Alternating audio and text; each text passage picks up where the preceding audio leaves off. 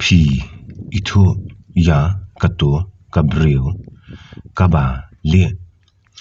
Do you know that white lady? Pi itu ya kato ka briew ka ba lieh. Do you know that white lady? Kania kadai kasien baningkong banga yo I yaka. This is the first time that I see her.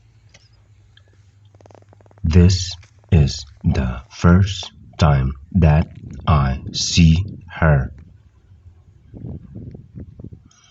Kapha yanga ban yalam sha shingar.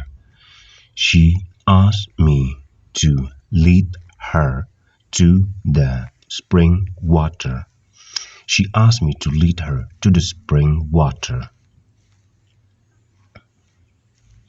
Pi la tikna ba piru pi yo I yaka. Are you sure that you also can see her? Are you sure that you also can see her? Hỏi nga la ban yo I pi artatin. Yes, I can see her. Any doubt? Yes, I can see her. Any doubt? Tia yatu yanga ka phang rong ayu.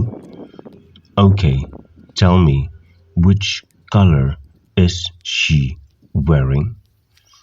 Okay, tell me, which color is she wearing?